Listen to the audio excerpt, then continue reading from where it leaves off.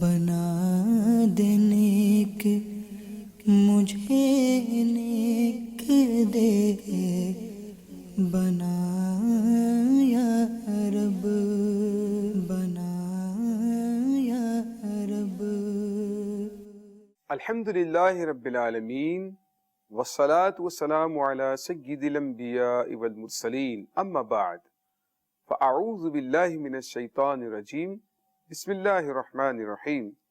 الصلاة والسلام علیک یا رسول اللہ وعلی آلک واصحابک یا حبیب اللہ۔ الصلاة والسلام علیک یا نبی اللہ وعلی آلک واصحابک یا نور اللہ۔ میٹھے میٹھے اسلامی بھائیوں اور مدنی چینل کے ناظرین، ہم ایک بار پھر آپ کو اپنے بہت ہی اہم سلسلے آداب زندگی میں خوش آمدید کہتے ہیں۔ جیسا کہ آپ جانتے ہیں کہ اپنے سلسلے میں ہم زندگی گزارنے کے مختلف آداب پر گفتگو کیا کرتے ہیں، جن کے بارے میں قرآن و حدیث کے اندر ہماری رہنمائی کی گئی ہے۔ آداب زندگی سے متعلق مختلف موضوعات پر الحمدللہ ہماری گفتگو کا سلسلہ جاری ہے۔ اس سے قبل کہ آج کے موضوع کو شروع کیا جائے، درود پاک کی ایک بہت ہی پیاری فضیلت۔ چنانچہ سرکار مدینہ راحت قلب و سینہ صلی اللہ تعالی علیہ وآلہ وسلم نے ارشاد فرمایا، بروز قیامت میرے سب سے زیادہ نزدیک وہ شخص ہوگا جو دنیا میں مجھ پر کثرت سے درود پڑھنے والا ہوگا۔ صلو علی الحبیب صلی اللہ تعالی علی محمد صلی اللہ علیہ وسلم۔ مدنی چینل کے ناظرین، آج کا ہمارا جو موضوع ہے انتہائی اہم ہے۔ ایک مسلمان کی جو زندگی ہے کن آداب سے متعلق ہونی چاہیے، کن آداب سے مزین ہونی چاہیے اور کن برائیوں سے پاک ہونی چاہیے۔ زندگی جن آداب سے مزین ہونی چاہیے ان میں سے کئی آداب ہم بیان کر چکے ہیں۔ آج ہم نے یہ سننا ہے کہ کون سی برائیوں سے دور ہو کر زندگی گزارنی چاہیے، زندگی کے آداب میں سے کون سی برائیوں سے دور رہنا بھی ہے۔ جی ہاں، ایک بہت ہی بری بیماری اور ایک بہت بڑی برائی، یہ ظلم ایک ایسی چیز ہے کہ جسے اللہ اور اس کے رسول نے انتہائی ناپسند کیا ہے۔ ایک مسلمان کی زندگی بالخصوص جو ہے اس ظلم سے پاک ہونی چاہیے۔ بے شمار احادیث کریمہ اس حوالے سے ہماری رہنمائی بھی کرتی ہیں، بلکہ قرآن کریم میں بھی اللہ رب العزت نے کئی مقامات پر ظالموں کی مذمت فرمائی ہے۔ بخاری شریف کی حدیث پاک ہے، حضرت ابو موسیٰ اشعری رضی اللہ تعالیٰ عنہ روایت فرماتے ہیں کہ سرکار مدینہ صلی اللہ تعالیٰ علیہ وآلہ وسلم نے ارشاد فرمایا کہ بے شک اللہ تعالیٰ ظالم کو مہلت دیتا ہے، یہاں تک کہ جب اس کو اپنی پکڑ میں لیتا ہے تو پھر اس کو نہیں چھوڑتا۔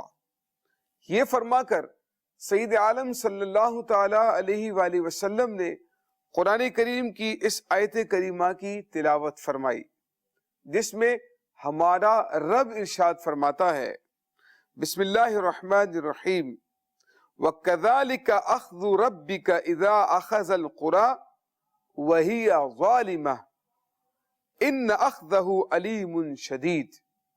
ترجمہ کنز الایمان، اور ایسی ہی پکڑ ہے تیرے رب کی جب بستیوں کو پکڑتا ہے ان کے ظلم پر، بے شک اس کی پکڑ دردناک کڑی ہے۔ تو آپ نے اس حدیث پاک میں سماعت کیا کہ اللہ تعالیٰ ظالم کو مہلت دیتا ہے اور وہ اس مہلت کو اپنے لیے غنیمت سمجھ رہا ہوتا ہے۔ اللہ تعالیٰ ظالم کو مہلت دیتے اس کو جب پکڑتا ہے تو پھر سید عالم صلی اللہ تعالی علیہ وآلہ وسلم نے فرمایا کہ اس کو نہیں چھوڑتا۔ ایک مسلمان کی زندگی اس برائی سے دور ہونی چاہیے، ایک مسلمان کی زندگی اس برائی سے پاک ہونی چاہیے، عدل و انصاف کا پیکر ہونا چاہیے۔ یاد رکھیے، جو انسان کسی مسلمان کی اذیت کا سبب بن جاتا ہے، اس کی تکلیف کا سبب بن جاتا ہے، بلا اجازت شرعی اسے اگر تکلیف دیتا ہے، اس پر ظلم کرتا ہے، اللہ تعالیٰ کے محبوب علیہ الصلوۃ والسلام کیا ارشاد فرماتے ہیں؟ سماعت فرمائیے۔ چنانچہ سید عالم صلی اللہ تعالی علیہ وآلہ وسلم نے ارشاد فرمایا، من آذى مسلما فقد آذانی ومن آذانی فقد آذى اللہ۔ لوگوں پر ظلم کرنے والوں کو ڈر جانا چاہیے مدنی چینل کے ناظرین، جو لوگوں پر ظلم و ستم کا بازار گرم کرتے ہیں۔ نبی کریم صلی اللہ تعالی علیہ وآلہ وسلم ارشاد فرما رہے ہیں، من آذى مسلما فقد آذانی، جس نے کسی مسلمان کو اذیت پہنچائی، تکلیف دی، اس نے مجھے اذیت دی۔ ومن آذانی فقد آذى اللہ، اور جس نے مجھے اذیت دی اس نے اللہ تعالی کو اذیت دی۔ تو بظاہر چھوٹی چھوٹی نظر آنے والی یہ تکلیفیں جو انسان بسا اوقات اپنے ہاتھوں سے، بسا اوقات اپنے پاؤں سے، بسا اوقات اپنی زبان سے، بسا اوقات اپنی آنکھوں سے دوسرے مسلمان کو پہنچا رہا ہوتا ہے، لیکن اس سے یہ اندازہ کیوں نہیں ہوتا ہے کہ جو تکلیف یا جو اذیت میں اپنے مسلمان بھائی کو دے رہا ہوں، یقیناً مجھے اس کا حساب اللہ تعالیٰ کی بارگاہ میں دینا پڑے گا۔ مدنی چینل کے ناظرین، لوگوں پر ظلم کرنے کی بہت ساری صورتیں ہیں، ان میں سے چند صورتوں کا بیان ہم سنتے بھی ہیں، اور ان کے حوالے سے ہماری شریعت نے ہمیں کیا احکامات دیے ہیں اس کو بھی سماعت کرتے ہیں۔ چنانچہ ایک بظاہر بڑی ہلکی سی نظر آنے والی اذیت، نبی کریم صلی اللہ تعالی علیہ وآلہ وسلم کا اس کے بارے میں فرمان سماعت کیجئے۔ نبی کریم صلی اللہ تعالی علیہ وآلہ وسلم فرماتے ہیں، مسلمان کے لیے جائز نہیں کہ دوسرے مسلمان کی طرف آنکھ سے اس طرح اشارہ کرے جس سے اس کو تکلیف پہنچے۔ آنکھ سے بھی اشارہ نہیں کر سکتا، کسی کو غصہ دکھا کر، کسی کے اوپر روب جھاڑ کر، آنکھوں کے ذریعے سے بھی اذیت دینے کی اجازت نہیں ہے۔ اور فرمایا ایک اور مقام پر نبی کریم صلی اللہ تعالی علیہ وآلہ وسلم نے کہ کسی مسلمان کو جائز نہیں کہ کسی مسلمان کو خوف زدہ کرے، اسے ڈرانا، خوف زدہ کرنا، بعض اوقات آوازیں نکال کر، بعض اوقات شور شرابہ کر کے، یا کسی بھی ذریعے سے اگر مسلمان کو خوف زدہ کیا ہے تو یہ مسلمان کے لیے جائز نہیں ہے کہ وہ کسی مسلمان کو خوف زدہ کرے۔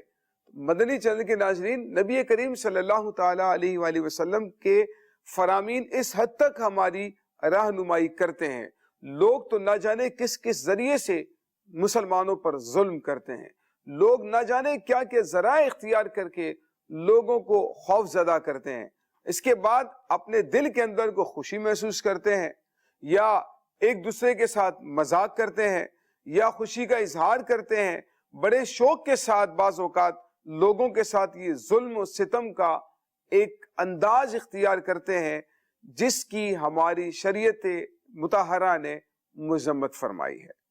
ایک اور حدیث پاک سماعت کیجیے۔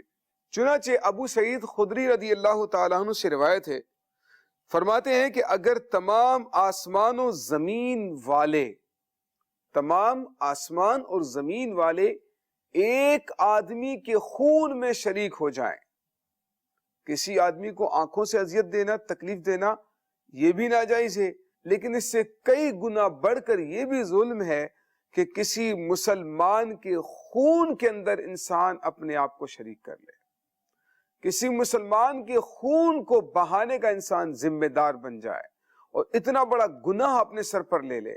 فرمایا کہ اگر زمین و آسمان والے ایک مسلمان کے خون میں شریک ہو جائیں، اللہ تعالیٰ ان سبوں کو منہ کے بل اوندھا کر کے جہنم میں داخل فرما دے گا۔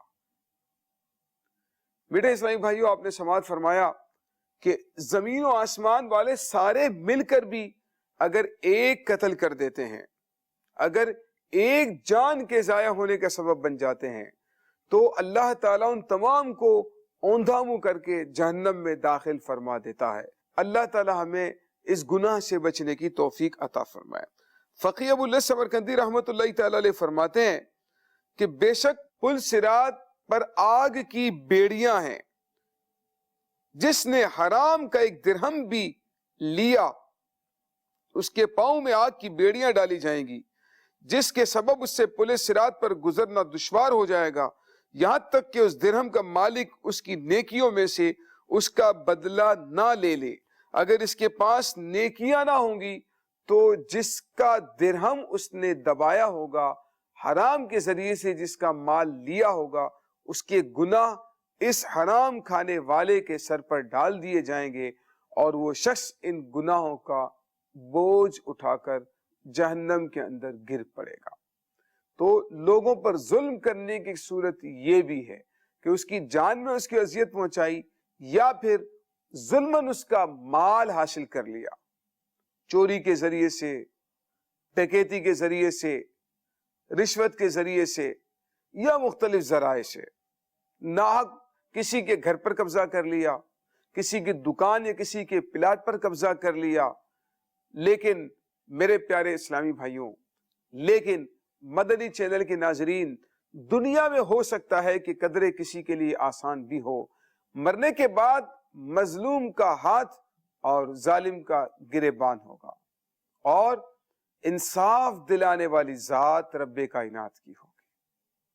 اللہ تبارک و تعالی اس دن مظلوموں کو انصاف دلوائے گا، اور ظالم کو اس کے ظلم کا بدلہ دیا جائے گا، اور وہ بدلہ یا تو اپنی نیکیاں دینے کی صورت میں ہوگا، یا پھر اگر نیکیاں اپنے پاس نہ رہی تو پھر مظلوم کے گناہ اپنے کندھے پر لادنے کی صورت میں اسے اپنے ظلم کا بدلہ دیا جائے گا۔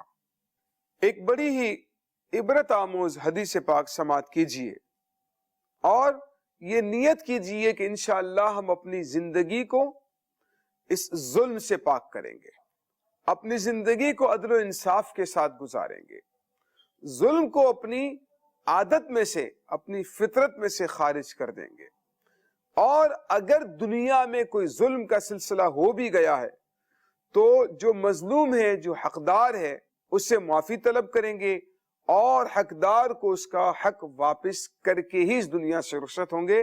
چنانچہ حدیث پاک سماعت کیجئے، نبی کریم صلی اللہ تعالی علیہ وآلہ وسلم نے صحابہ کرام سے استفسار فرمایا، کیا تم جانتے ہو مفلس کون ہے؟ مفلس کون ہے؟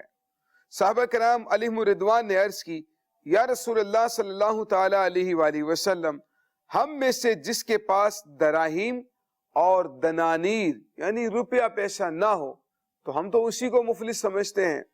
نبی کریم صلی اللہ تعالی علیہ وآلہ وسلم نے فرمایا، میری امت میں مفلس وہ ہے جو قیامت کے دن نماز، روزے، زکوٰۃ یہ نیکیاں لے کر آئے گا، اور یوں آیا کہ اسے گالی دی، اس پر تہمت لگائی، اس کا مال کھایا، اس کا خون بہایا، اسے مارا، یعنی اس طرح سے لوگوں کی اذیت کا سبب بنا۔ تو پیارے آقا صلی اللہ تعالی علیہ وآلہ وسلم فرماتے ہیں تو اس کی نیکیوں میں سے کچھ اس مظلوم کو دے دی جائیں گی، اور کچھ اس مظلوم کو، پھر اگر اس کے ذمے جو حقوق تھے ان کی ادائیگی سے پہلے اس کی نیکیاں ختم ہو گئی تو ان مظلوموں کی خطائیں اس ظالم پر ڈال دی جائیں گی، پھر اسے آگ میں پھینک دیا جائے گا۔ جب میدان قیامت میں آیا ہے تو نماز، روزے، زکوٰۃ، عبادات، نیکیاں لے کر آیا ہے، لیکن اپنے ظلم کے سبب، لوگوں کو اذیت پہنچانے کے سبب، لوگوں کی دل آزاریاں کرنے کے سبب، اور لوگوں کی اذیت اور تکلیف کا سبب بننے کی وجہ سے اس کی نیکیاں ان مظلوموں کو دے دی جائیں گی، اور مظلوموں کے گناہ اس کے سر پر ڈال دیے جائیں گے۔ تو مدنی چینل کے ناظرین، معلوم ہوا کہ ہمیں لوگوں پر ظلم کرنے سے اپنے آپ کو بچانا ہے، یہاں تک کہ گالی دینا، تہمت لگانا، غیبتیں کرنا، بہتان تراشی کرنا، لوگوں کا مذاق اڑانا، یہ یہ سب ناجائز ہے، یہ سب ناجائز اور گناہ ہے، اور خدا نہ کرے قیامت کے دن یہ انسان کی پکڑ کی وجہ بن سکتا ہے، انسان کے عذاب میں گرفتار ہونے کا سبب بن سکتا ہے۔ اسی لیے ہمیں چاہیے کہ ان گناہوں سے، برائیوں سے اپنے آپ کو بچا کر رکھیں، تاکہ خدا نہ کرے بروز قیامت اللہ تعالیٰ کے عذاب کا ہم شکار نہ ہو جائیں۔ صلو علی الحبیب صلی اللہ تعالی علی محمد صلی اللہ علیہ وسلم۔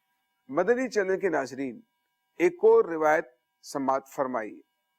چنانچہ مفتی احمد یار خان نعیمی رحمۃ اللہ تعالی علیہ نقل فرماتے ہیں کہ ایک بزرگ کو ان کے انتقال کے بعد کسی نے خواب میں دیکھ کر پوچھا، ما فعل اللہ بک، اللہ تعالیٰ نے آپ کے ساتھ کیا معاملہ فرمایا، انتقال کے بعد کے معاملات کیسے رہے؟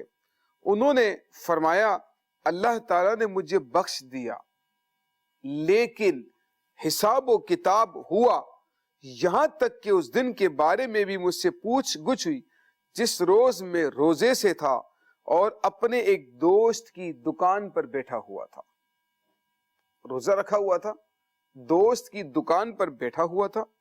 جب افطار کا وقت ہوا تو میں نے گیہوں کی بوری میں سے گیہوں کا ایک دانہ اٹھایا اور اس کو توڑ کر کھانا ہی چاہتا تھا کہ ایک دم مجھے احساس ہو گیا کہ یہ دانہ میرا تو نہیں ہے۔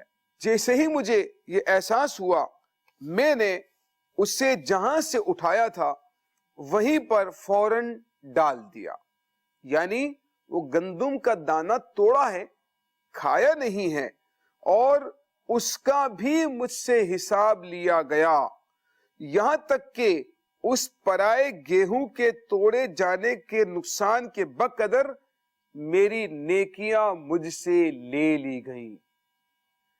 دیکھیے مدنی چینل کے ناظرین، لوگ کس طرح سے دوسرے مسلمانوں کا، دوسرے لوگوں کا مال ہڑپ کر جاتے ہیں، ناجائز ذرائع سے جھوٹ بول کر نہ جانے کن کن ذریعوں سے لوگوں کا مال ہڑپ کر جاتے ہیں، ہزاروں لاکھوں کروڑوں روپے ہڑپ کر جاتے ہیں۔ وہ اپنے اس ظلم کا حساب اللہ تعالیٰ کی بارگاہ میں کس طرح سے دیں گے؟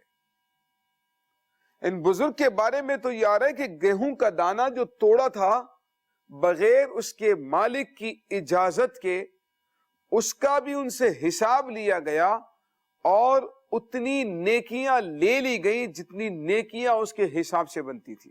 تو مدنی چینل کے ناظرین، ہمیں بھی چاہیے حقوق کے معاملے میں اللہ تعالیٰ سے ڈریں۔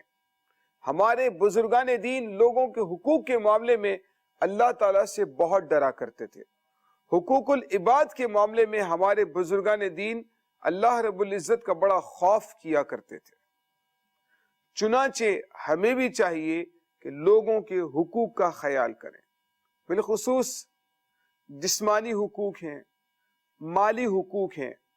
مسلمان تو وہ ہوتا ہے من سلم المسلمون من لسانہ و یدہ۔ حدیث پاک میں ارشاد فرمایا پیارے آقا صلی اللہ تعالی علیہ وآلہ وسلم نے کہ کامل مسلمان وہ ہے جس کی زبان سے اور جس کے ہاتھ سے دوسرا مسلمان محفوظ رہے۔ مسلمان کو امن و سلامتی والا ہونا چاہیے، اس کی زبان اور اس کے ہاتھ سے دوسرے مسلمانوں کے حقوق محفوظ رہیں، ان کی جان اور مال کا تحفظ رہے، نہ کہ لوگ اس سے خطرہ محسوس کریں۔ یہ مسلمانوں کے اوصاف میں سے نہیں ہے۔ مدنی چینل کے ناظرین، انتہائی خوف زدہ کرنے والی روایت سماعت کیجیے، یعنی یہ جو ظلم ہے، ظلم یہ انسان کے ایمان کے بھی ضائع ہونے کا سبب بن جاتا ہے۔ جی ہاں، سماعت فرمائیے۔ چنانچہ روایت میں آتا ہے حضرت سیدنا ابو بکر وراق رحمت اللہ تعالی علیہ فرماتے ہیں کہ بندوں پر ظلم کرنا اکثر سلب ایمان کا سبب بن جاتا ہے۔ زندگی بھر نیک اعمال بھی کرتے رہے، زندگی بھر ایمان کے ساتھ بھی گزار لی، لیکن اگر وتیرہ لوگوں پر ظلم کرنا تھا، لوگوں کے حقوق کو دبانا تھا، لوگوں کو اذیتیں دینا تھا، لوگوں کا مال ہڑپ کر جانا تھا، لوگوں کی غیبتیں کرنا، ان کو گالیاں دینا، ان پر ظلم کرنا، ان کا مذاق اڑانا، ان کے مال کو حرام طریقے سے ہڑپ کر جانا، اگر اس کا یہ وتیرہ تھا تو بزرگ فرماتے ہیں کہ یہ اکثر سلب ایمان کا سبب بن جاتا ہے۔ ایک اور روایت سماعت کیجئے، چنانچہ حضرت ابو القاسم حکیم رحمت اللہ تعالی علیہ سے کسی نے پوچھا، کوئی ایسا گناہ بھی ہے جو بندے کو ایمان سے محروم کر دیتا ہے؟ مدنی چینل کے ناظرین، جب انسان یہ گناہ کرتا ہے اس سے اس کا ایمان کمزور ہو جاتا ہے۔ جب ایمان کمزور ہو جاتا ہے اور موت کے وقت شیطان آتا ہے جو انسان کا ایمان ضائع کرنے کے لیے بھرپور کوشش کرتا ہے، تو پھر کمزور ایمان اس کے لیے سلب کرنا آسان ہو جاتا ہے، جو گناہوں کی وجہ سے انسان کے اندر ایمان اس کا کمزور ہو چکا ہوتا ہے۔ اسی لیے جب ان سے پوچھا گیا کہ کیا کسی گناہ کے سبب ایمان بھی ضائع ہو جاتا ہے، ایمان بھی سلب ہو جاتا ہے، آپ فرماتے ہیں کہ ہاں، بربادی ایمان کے 3 اسباب ہیں۔ نمبر 1، فرمایا ایمان کی نعمت پر شکر ادا نہ کرنا۔ نمبر 2، ایمان ضائع ہونے کا خوف نہ کرنا۔ اور نمبر 3، مسلمان پر ظلم کرنا۔ مدنی چینل کے ناظرین، ہمیں بھی چاہیے اپنے ایمان کی حفاظت کی فکر کریں۔ ہمارے بزرگان دین اپنے ایمان کی حفاظت کے معاملے میں بہت زیادہ حساس ہوا کرتے تھے، بہت خوفزدہ رہا کرتے تھے کہ نہ جانے میرا ایمان میں سلامت لے کر اس دنیا سے رخصت ہوں گا یا نہیں ہوں گا۔ تو لوگوں پر ظلم کرنے سے بچنا چاہیے، کیونکہ یہ بھی ایمان کے ضائع ہونے کا سبب بن سکتا ہے۔ اللہ کریم ہم سب کو اس ظلم کی نحوست سے محفوظ فرمائے، اس کے اثرات اور اس کی علامات سے اللہ تبارک و تعالی ہم سب کو محفوظ فرمائے۔ مدنی چینل کے ناظرین، جیسا کہ آپ جانتے ہیں کہ اپنے سلسلے میں ہم ایک سیگمنٹ بھی شامل کیا کرتے ہیں، آقا علیہ الصلوۃ والسلام کی پیاری پیاری غذائیں۔ نبی کریم صلی اللہ تعالی علیہ وآلہ وسلم کیا غذا استعمال فرماتے تھے، آقا علیہ الصلوۃ والسلام کون سی غذائیں پسند فرمایا کرتے تھے، یہ سیگمنٹ بہت پیارا سیگمنٹ ہوتا ہے، ہم اپنے سلسلے میں شامل کیا کرتے ہیں۔ آئیے وہ سیگمنٹ ملاحظہ کرتے ہیں۔ صلو علی الحبیب صلی اللہ تعالی علی محمد صلی اللہ علیہ وسلم۔ صلو علی الحبیب صلی اللہ تعالی علی محمد صلی اللہ علیہ وسلم۔ مدنی چینل کے ناظرین، آداب زندگی کی سیگمنٹ میں ہم آپ کو خوش آمدید کہتے ہیں۔ اس سیگمنٹ میں ہم آپ کو بتاتے ہیں ان غذاؤں کے متعلق جو ہمارے پیارے آقا صلی اللہ تعالی علیہ وسلم نے استعمال فرمائی، اور یقیناً آپ بھی چاہتے ہوں گے کہ ہم وہ چیزیں کھائیں جو ہمارے آقا علیہ الصلوۃ والسلام نے بھی استعمال فرمائی۔ تو آج جس غذا کا ہم ذکر کرنے جا رہے ہیں، یہ غذا دور حاضر میں بھی بڑی مشہور و معروف ہے، لوگ اسے اپنی تقاریب میں استعمال کرتے ہیں، شادی بیاہ کے موقعوں میں اس کا استعمال کیا جاتا ہے، ہوٹلوں پر اس کو بنایا جاتا ہے اور بڑے ذوق اور شوق کے ساتھ کھایا بھی جاتا ہے۔ جس غذا کا میں ذکر کرنے جا رہا ہوں اس غذا کا نام ہے چکن۔ جی ہاں، یہ جو چکن ہے ہمارے آقا علیہ الصلوۃ والسلام نے بھی استعمال فرمایا۔ آپ کو سن کے حیرت ہو رہی ہے نا؟ جی، ابو موسیٰ رضی اللہ تعالی عنہ سے روایت ہے، آپ کہتے ہیں میں نے آقا علیہ الصلوۃ والسلام کو مرغ تناول فرماتے ہوئے دیکھا۔ مدنی چینل کے ناظرین، یہ غذا ہمارے آقا علیہ الصلوۃ والسلام نے استعمال فرمائی ہے۔ آئیے سنتے ہیں کہ جو ماہرین ہیں انہوں نے اس غذا کے متعلق کیا کیا باتیں کہی ہیں۔